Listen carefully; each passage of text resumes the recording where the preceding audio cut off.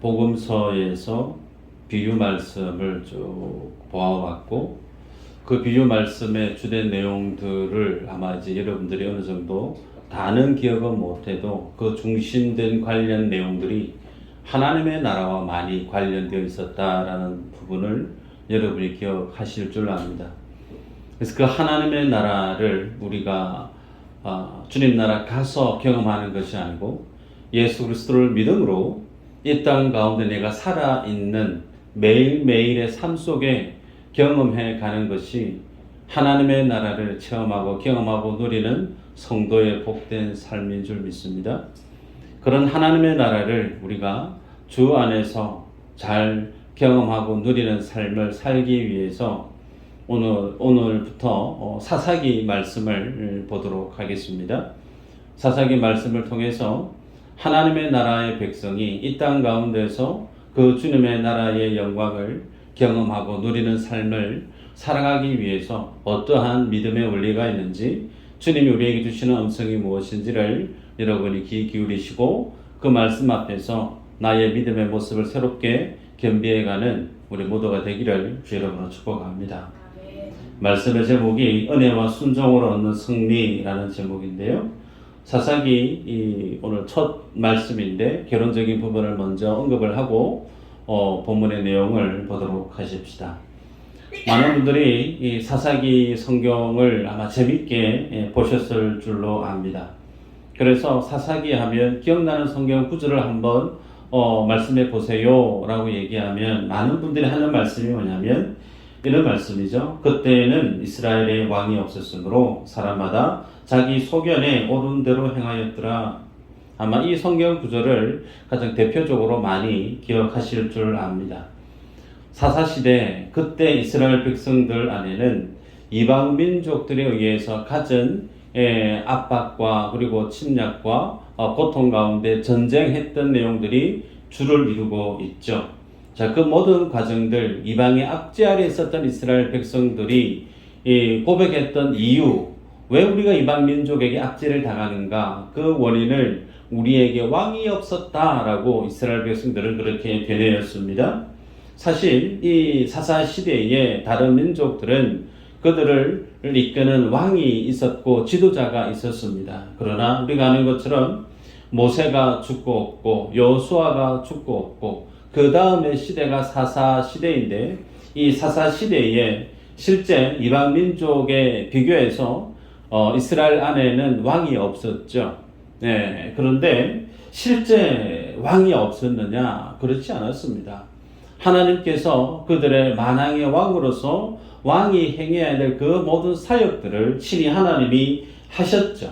그래서 이스라엘 백성들을 다스리셨고 그들을 구원하셨고 그들을 인도했습니다. 중요한 것은 이스라엘 백성들은 눈에 보이는 왕을 원했지 눈에 보이지 않는 왕, 소위 여호와 하나님을 그들의 왕으로 인정하지 않았다라는 거죠. 여호와 하나님이 엄연히 그들의 왕으로 사역하고 그들을 이끌고 구원하고 있었음에도 이스라엘 백성들은 눈에 보이는 실제적인 통할 수 있는 인간의 그런 어떤 통치를 행하는 왕, 여러분, 그래서 그들은 여호와 하나님을 왕으로 인정하지 아니했고 하나님으로 섬기지도 아니했습니다. 그런데 우리가 사사기 전체 내용 우리가 알고 있는 것처럼 그럼에도 불구하고 여호와 하나님이 이스라엘 백성들을 버리셨느냐, 이스라엘을 다스리는 하나님의 왕 되심을 하나님이 포기하셨느냐, 그러지 아니었어요. 그들의 믿음 없음과 그들의 불신앙과 하나님을 인정하지 않는 그들의 모든 불의함 앞에서도 하나님은 이스라엘 백성들의 참된 왕이 되셔서 그들을 변함없이 이끌고 인도하셨죠. 자, 그래서 이런 내용을 통해서 성경이 우리에게 뭘 보여주고자 하느냐면 참된 인생에게 있어서 그들에게는 왕이 필요하다라는 것을 주님이 사사기에서 보여주고 있습니다. 그래서 참된 왕이 필요한데 그 참된 왕을 이제 예수 그리스도께서 복음 안에서 성취시키실 것을 예표로 사사기에서의 내용을 주님이 알려주시죠. 자, 내용을 우리가 보면 그들이 하나님을 왕으로 인정하지 않습니다. 말씀을 떠나가죠. 그럴 때 주님이 이방 민족을 들어서 그들을 치게 합니다. 고통이 있고 압제가 있으니 다시금 이스라엘 백성들이 주님 앞에 회개를 합니다. 그들의 죄를 고합니다. 그러면서 그들을 구원해 주시기를 간구하죠. 그러면 그들의 간구하는 기도 앞에 하나님이 사사를 보냅니다. 사사를 통해서 그들의 그 모든 어려움을 주님이 다 해결해 주시고 구원을 해내십니다. 그런데 이 일들이 계속 반복적으로 일어나고 있는 것이 사사기의 주된 내용이었습니다. 자, 사사라는 말의 이름에 영문에는 판사로 그렇게 기록되어져 있어요. 판사. 그러나 우리가 알고 있는 판사의 내용과 같은 사사의 역할이 아니고 사사기에서 보게 되어지는 사사는 말 그대로 판사로서 어떤 판결을 행하는 성격도 지니고 있었고, 그리고 왕으로서 다스리는 직인도 사사가 행했고, 그리고 이방의 압제 아래 있었을 때 메시아의 모형처럼 그들을 구원해내는 역할도 사사가 행했습니다. 자, 그런 이런 일련의 역할들을 사사를 통해서 하나님이 친히 이스라엘 가운데 역사하셨습니다. 여러분이 사사기를 떠올리면 기억나는 사사들이 있을 거예요. 삼손. 삼손은 성경을 잘 모르시는 분들도 삼손에 대해서 알고 있을 정도로 유명하죠. 드보라, 왼손잡이 에훗도 있었고 기드온도 있었습니다. 자, 이런 어떤 사사기에 등장하는 대단한 인물들, 인간 사회에서는 이들을 마치 영웅처럼 그렇게 바라봅니다. 그러나 사사기에 이들을 들어쓰시는 하나님의 의도는 그들이 백성들 앞에서 영웅처럼 인식되어지기 위한 도구로 그들을 세운 것이 아니고, 이스라엘 백성들이 하나님 앞에 믿음 없음과 그들이 주님 앞에 불의함과 신실하지 못함을 드러내기 위한 도구로 주님이 사사들을 들어 썼음을 여러분이 기억할 필요가 있죠. 자, 오늘 사사기를 우리가 묵상할 텐데, 여러분이 성경 전체에 흐르는 하나님이 하나님의 나라를 완성해 가시는, 구원의 길을 완성해 가시는 하나님의 일하심의 원리가 있습니다. 그것이 이 사사기뿐만 아니라 모든 신구약 성경 가운데 통일적으로 일관되이 하나님이 하나님의 나라를 이루기 위한 하나님의 일하심의 원리가 있는데, 대표적으로 성경 구절 한번 볼까요? 신명기 8장 1절에서 3절 한번 읽어보십시다. 시작.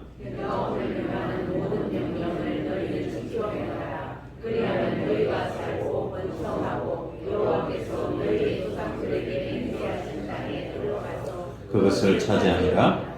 내 하나님 여호와께서 이 40년 동안에 내게 광야 길을 걷게 하신 것을 기억하라. 이는 너를 낮추시며 너를 시험하사 내 마음이 어떠한지 그 명령을 지키는지 지키지 않는지 알려 하심이라. 너를 낮추시며 너를 줄이게 하시며 또 너도 알지 못하며 내 조상들도 알지 못하던 만나를 내게 먹이신 것은 사람이 떡으로만 사는 것이 아니요 여호와의 입에서 나오는 모든 말씀으로 사는 줄을 네가 알게 하려 하심이니라. 아멘. 유명한 말씀이죠. 하나님께서 이스라엘 백성들을 왜 광야에서 40년 동안 그 삶을 살게 주님이 허락했는가? 이것도 본문의 말씀을 보면 너를 낮추시며 너를 시험하사 내 마음이 어떠한지, 네 마음이 어떠한지, 또 그 명령을 지키는지 지키지 않는지 알려 하십니다. 무슨 의도로 주님이 40년 동안 이스라엘 백성들을 광야 생활을 하게 만들었느냐? 광야의 시간은 결국 이스라엘 백성들이 하나님의 말씀을 스스로 지킬 수 있느냐 없느냐를 이스라엘 백성들에게 보여주기 위한 과정이었다라는 거예요. 우리는 그에 대한 결과를 압니다. 이스라엘 백성들이 스스로 광야 40년 시간 동안에 스스로 하나님의 말씀을 지켜 행했던가? 실패했었습니다. 그러면서 하나님이 인생들을 어떻게 말씀하시는가? 비록 하나님의 은혜로 구원을 얻은 인생이라 할지라도 그 구원받은 이스라엘 백성들이 구하는 바가 뭐냐? 떡을 구하더라는 거있다. 세상에 떡만을 구하는 자들이 인생이다. 그것은 하나님 안에 있는 인생이든 하나님 밖에 있는 인생이든 다르지 않다라는 거예요. 그래서 인생들이 그 떡을 구하는 것은 그 떡이 내게 생명을 줄 것 같고 내게 부와 영광과 힘을 가져다 줄 것처럼 보이기 때문에 그 떡만을 삶의 가장 중요한 가치로 맹목적으로 구하는 인생들임을 주님이 고발하듯이 그렇게 풍부합니다. 그런데 인생들이 그렇게 자신의 삶을 지탱해 줄 것 같고 견고히 세워줄 것 같은 그 떡을 구하는 그 떡이 하나님 앞에서 얼마나 무용한지, 얼마나 그것이 허황된 것인지를 주님이 체험케 했던 과정이 광야 40년의 세월이었음을 주님이 말씀합니다. 그러면서 이것도 본문처럼 사람이 사는 것, 사람이 이 땅 가운데 하나님의 백성으로 하나님의 영광을 드러내는 하나님의 형상을 닮은 가치 있는 영광스러운 주의 백성으로 사는 삶의 길이 먹고 사는 떡이 있지 않고 하나님의 입에서 나오는 모든 말씀으로 사는 줄을 가르쳐 지키게 하겠다, 그렇게 말씀하셨어요. 하나님의 말씀을 지키며 사는 자로 주님이 만들겠다, 그렇게 말씀하셨다는 거예요.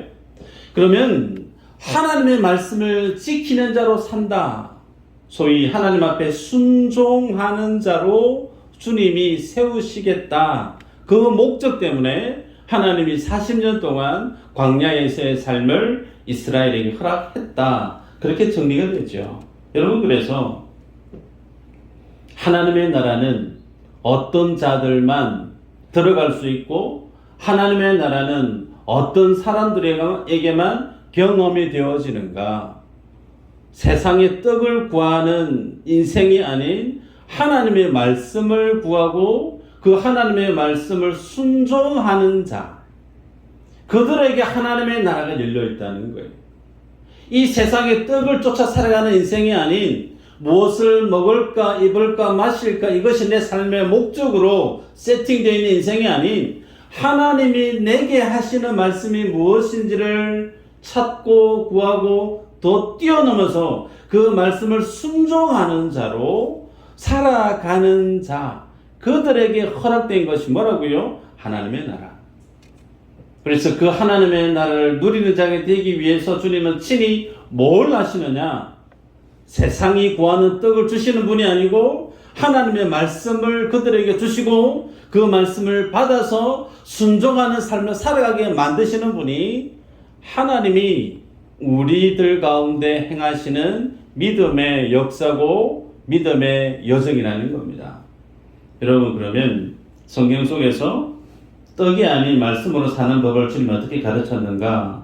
민수기 13장 25절에서 33절에 보면 여러분 잘 아십니다. 가나안 땅을 정탐을 하죠. 보고를 합니다. 가데스 바네에서 보고를 해요. 돌아왔던 12명 중에 10명이 가나안 땅 정복 못합니다. 그들을 보니까 기골이 장대하고 우리는 그들 앞에 섰을 때 마치 메뚜기와 같아요. 우리는 절대 그 가나안 땅을 정복 못합니다. 그렇게 정탐 보고를 했었죠.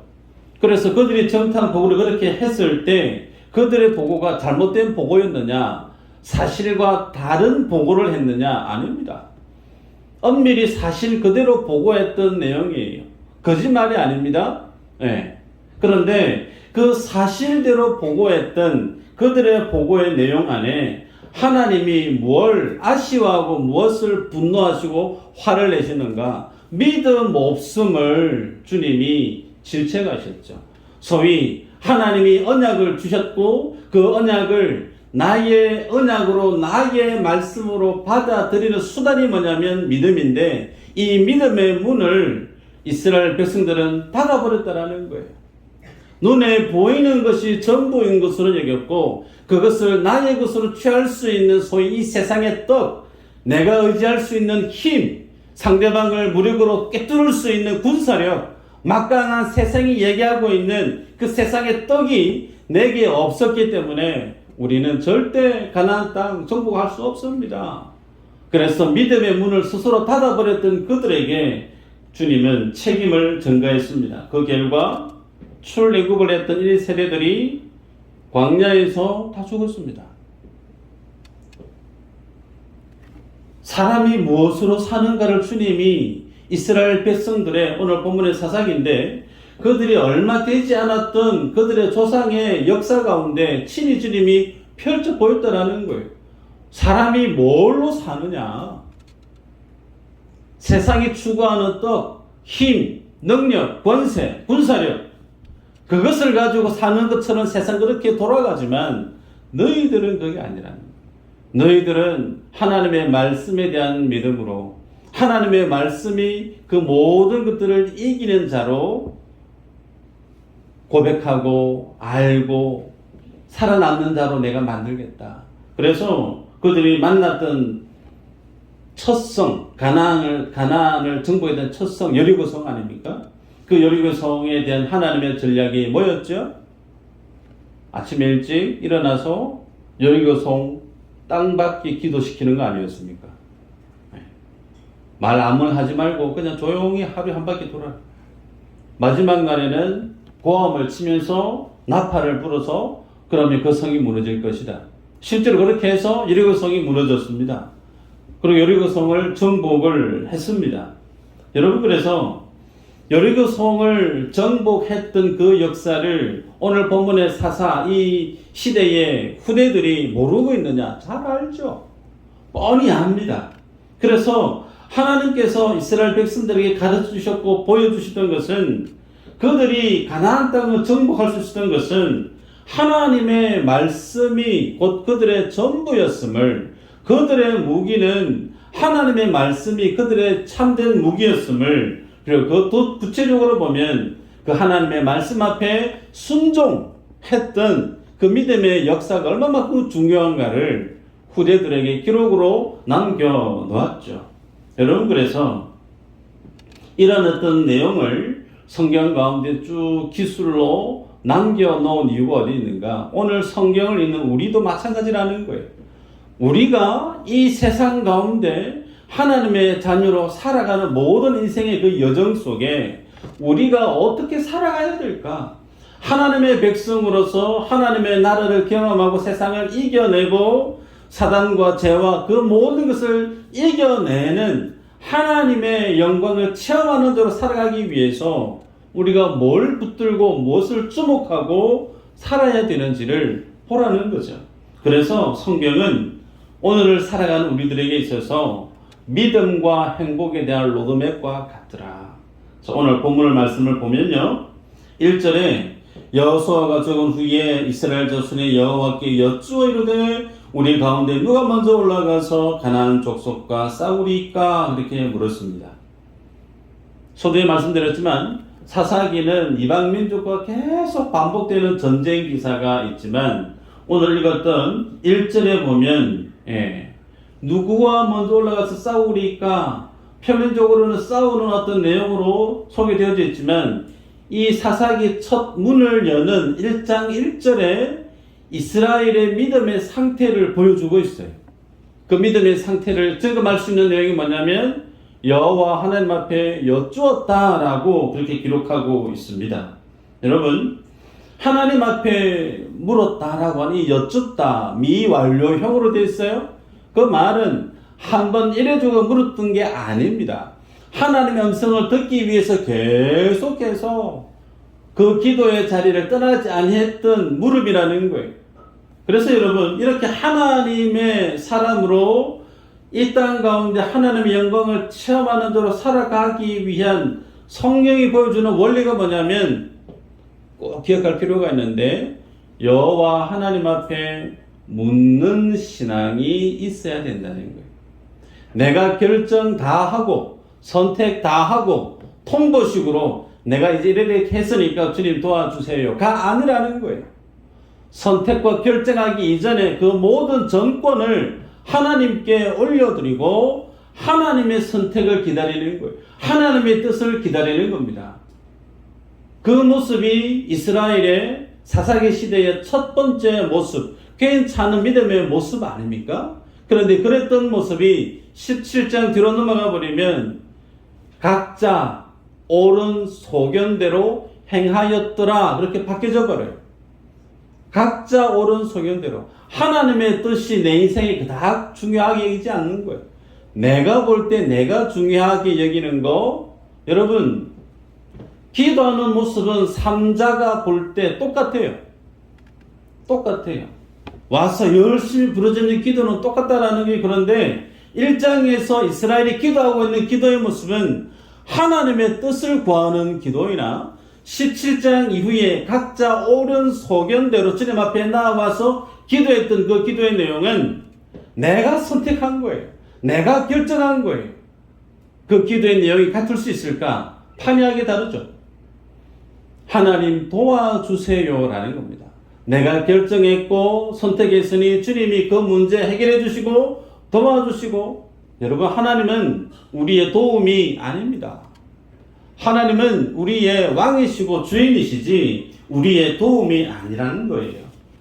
여러분, 그래서 사사시대 이들의 모습을 우리가 반면교사로 삼아야 될 것이 뭐냐면, 우리는 늘 주님 앞에 나올 때 내 생각, 내가 세운 계획, 나의 뜻, 나의 욕심을 주님 앞에 들고 와서 이거 안 해주면 안 됩니다. 땡깡 부리고 관철시키는 어떤 신앙의 열심, 그것은 신앙이 아니라는 거예요. 그와 똑같은 모습이 갓바위 위에 있습니다. 갓바위 잘 모르십니까? 절에 가면 있다라는 거예요. 점집에 가면 그렇게 한다라는 겁니다. 신앙생활을 우상 섬기듯이 하지 말라는 거예요. 우리에게 있어야 될 가장 기본의 첫 번째 신앙의 단추, 하나님 앞에 묻는 신앙이 우리 안에 늘 자리해 있어야 된다는 거죠. 두 번째, 이 질문 앞에 하나님이 말씀하십니다. 유다가 먼저 올라가라. 유다가. 그러면서 유다가 올라가는 옆에 누구와 함께 올라가느냐면 시몬 지파도 함께 올라가서 싸우게 됩니다. 자, 여기에서 그런 질문이죠. 하나님께서 왜 유다 지파를 가장 먼저 가나안 지역에 있는 사람들과 싸울 때 가장 먼저 올라가서 싸우는 자로 주님이 선택하시고 지명을 하셨을까? 여기에 대한 하나님의 분명한 의도가 있다라는 거죠. 말씀을 보면 창세기 49장 9절에서 11절 한번 볼까요? 읽어보십시다. 시작.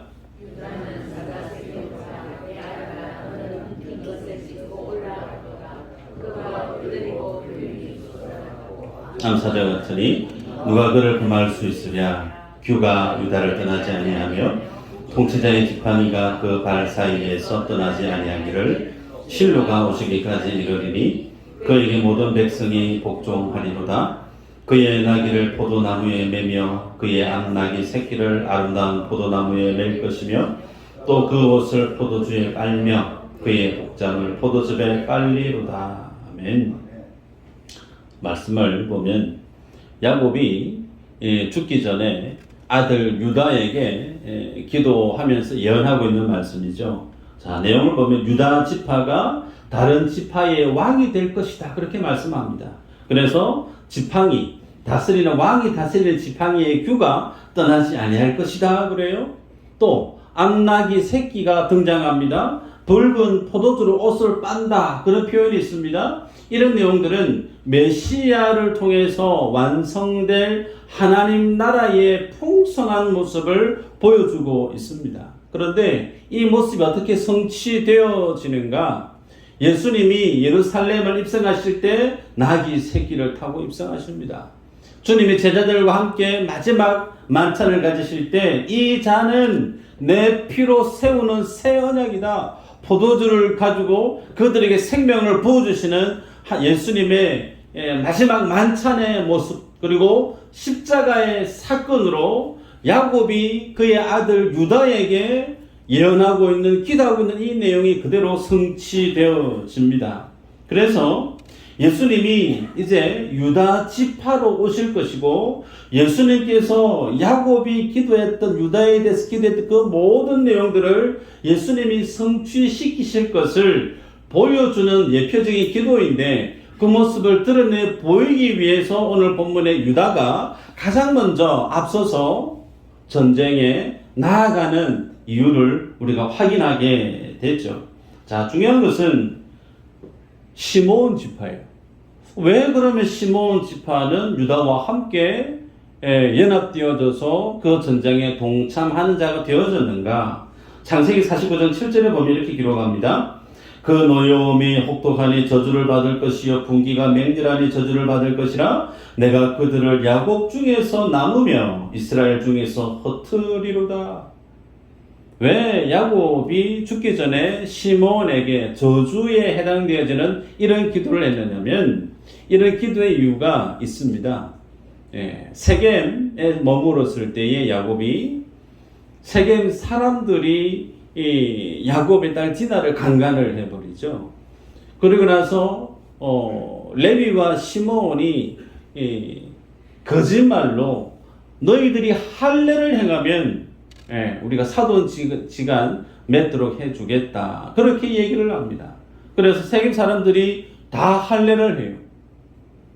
그 아파서 움직이지 못하는 그 상황 속에 레위와 시므온이 사람들을 데리고 주동해서 세겜을 도륙해 버렸다는 거예요.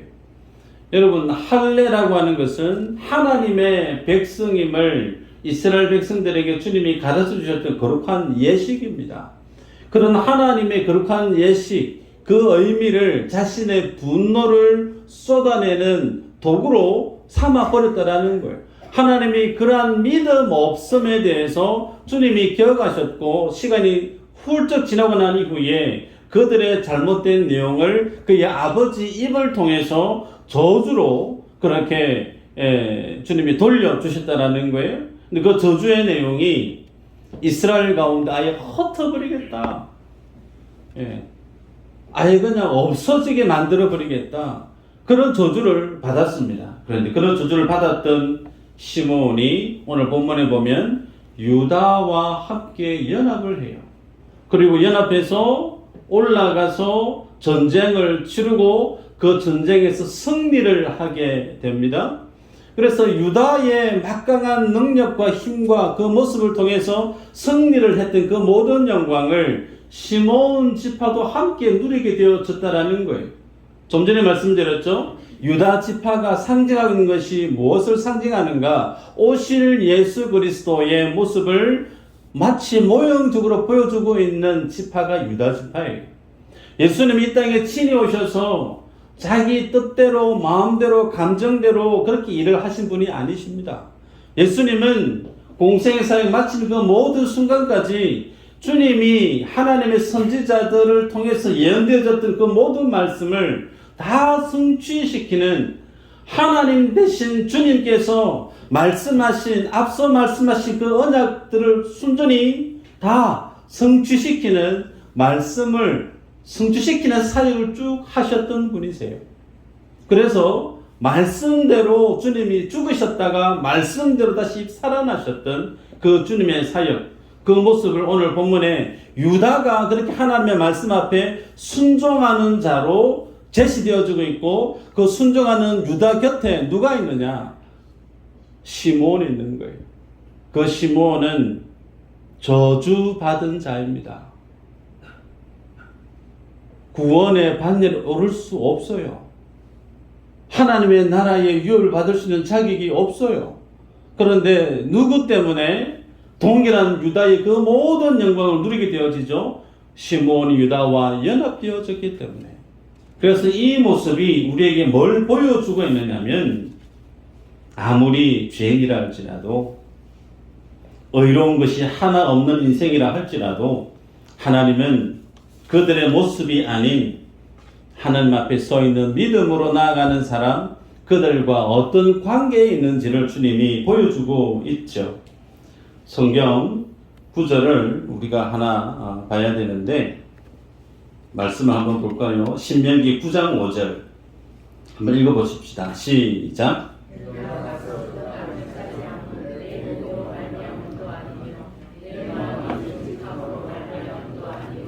이 민족들이 약함으로 말미암아 내 하나님 여호와께서 그들을 내 앞에서 쫓아내시니라.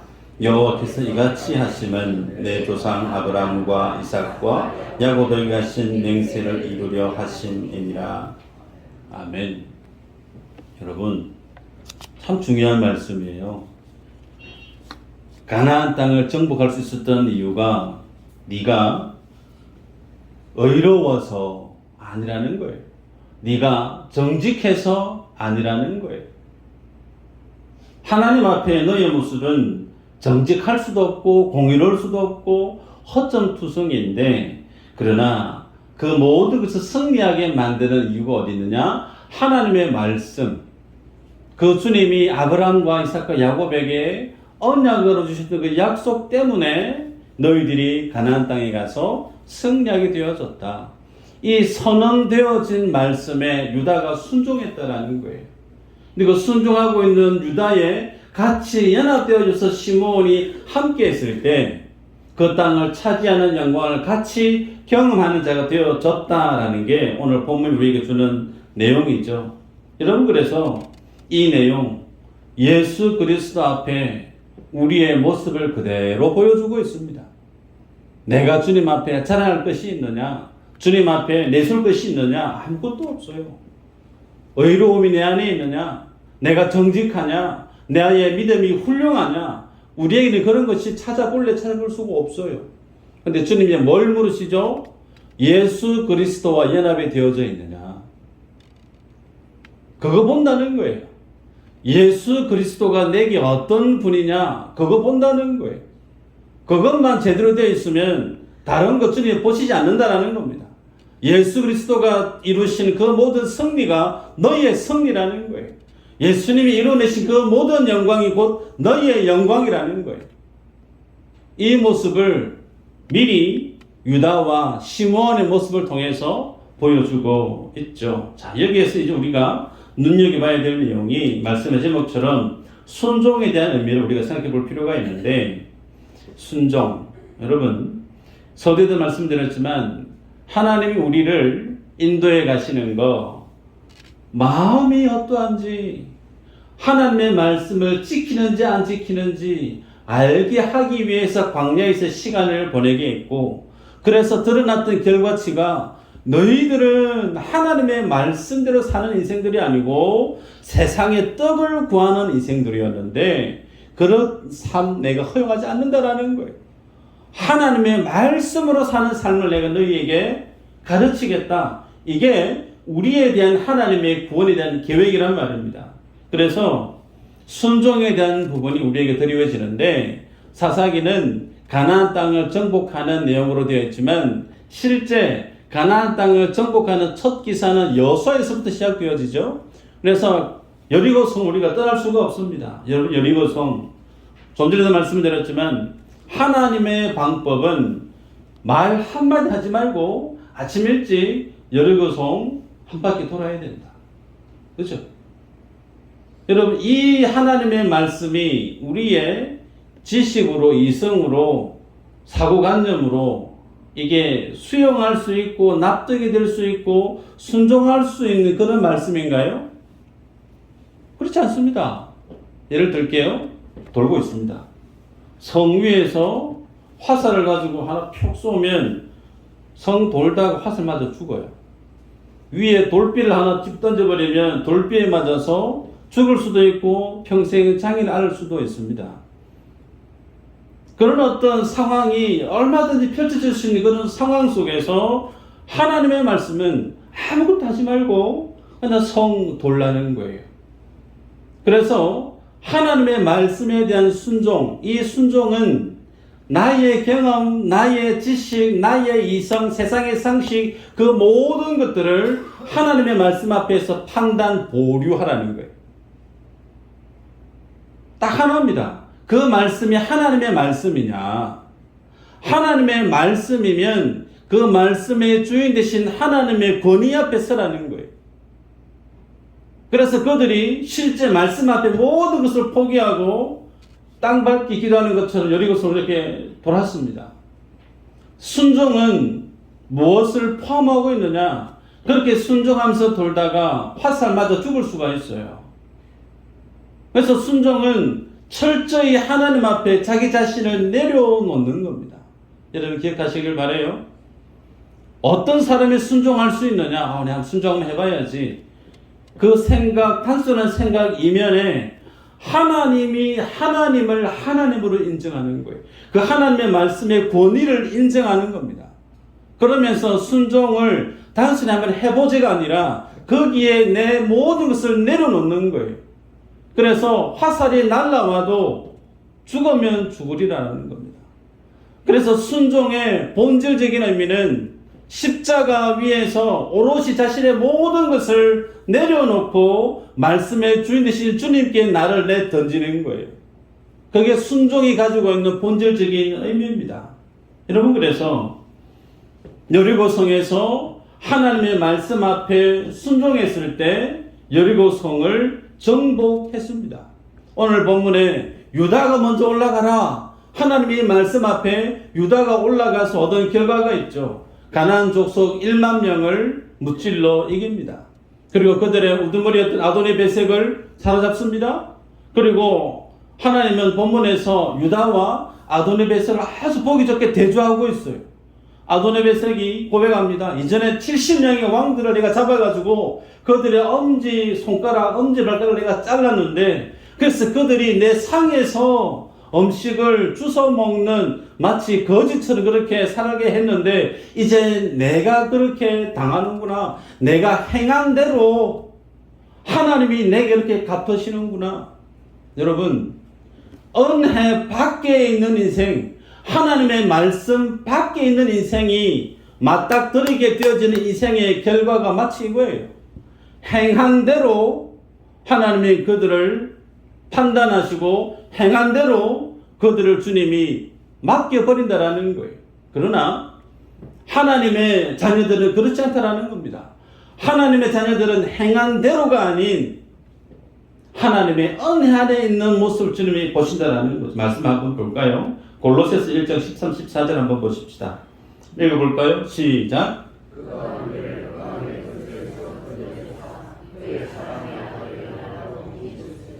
그 아들 안에서 우리가 속량 곧 죄사함을 얻었도다. 아멘. 흑암의 권세 아래에서 건져내사. 흑암의 권세. 여러분, 이 흑암의 권세, 사단의 죄의 권세죠. 그런데 또 달리 말하면 내가 만들어 놓은 하나님의 빛대신 말씀만 바라보고 살아가는 것이 아니고 그 말씀보다 내 눈에 보기 좋은 이 세상의 떡, 세상의 힘, 세상의 능력, 이것을 바라보고 살아갔던 인생. 그 누가 바라보고 나아가죠? 내가. 여러분, 그래서 여리고 성뿐만 아니라 우리가 이 땅을 살아갈 때 우리의 대적이 누군지 여러분 이제 분별하셔야 됩니다. 우리의 대적이 누구냐면 여리고 성을 지키고 있는 군인들이 아니에요. 그들은 소품입니다. 소품. 엑스트라입니다. 하나님의 말씀 앞에 순종하지 못하게 하는 이가 누구냐? 바로 내 자신이에요. 하나님의 말씀 앞에 목숨 걸지 않게 하는 이가 누구냐? 바로 내 자신이라니까요. 하나님보다 내 생각을 더 중요하게 여기고 하나님의 말씀의 권위보다 내가 살아왔던 경험을 더 확실한 것을 여기고 있는 믿음 없는 나와 하나님의 말씀 앞에서 누가 싸우느냐? 내가 나와 싸우는 거예요. 믿음이 있는 나와 믿고 싶지 않은 나의 싸움이라는 거예요. 그런데 거기에서 주님이 은혜를 주셔서 우리로 하여금 승리하는 자로 만들어내시겠다. 그러면서 행한 대로가 아닌 속량하신 예수 그리스도 안에서 우리를 구원해내시는 하나님. 읽었던 본문의 내용처럼 골로새서 1장 13, 14절의 말씀처럼 우리가 속량 곧 죄사함을 얻었도다. 우리의 모든 허물과 부족함을 이미 하나님은 예수님 안에서 정산 다 끝냈다라는 거예요. 그래서 우리가 주님 앞에 나아갈 때는 조금은 뻔뻔해도 괜찮습니다. 누구 때문에요? 예수 그리스도 때문에. 그 주님이 내가 부끄럽고 내가 숨기고 싶고 내가 쏟아내었던 베스레드 그 모든 허물과 죄의 모든 것들을 주님이 친히 다 정산 끝내셨기 때문에, 그래서 우리는 주님 앞에 그 주님의 은혜를 의지하고 마치 시몬이 유다와 연합되어져서 전쟁에서 승리한 그 모든 영광을 누렸던 것처럼 우리에게는 나의 연약함도 볼 필요 없어요. 나를 두렵게 하는 세상도 볼 필요가 없어요. 그것들은 소품이라는 거예요. 소품. 여러분이 살아가는 날 동안에 보게 되어지는 많은 문제들이 있을 겁니다. 그 모든 것들이 뭐냐면 하나님 앞에 믿음으로 나를 세우기 위해서 주님이 세팅해 놓은 소품이에요. 엑스트라란 말이에요. 말씀을 맺습니다. 오늘 본문에 주님은 하나님 나라의 사람으로 살아감에 있어서 도전하는 거, 묻는 신앙을 회복해라. 묻는 신앙. 두 번째, 승리는 어떻게? 하나님의 말씀에 대한 죽기까지 순종하고자 하는 순종으로 하나님의 말씀에 살아있음을 경험하게 되어지더라.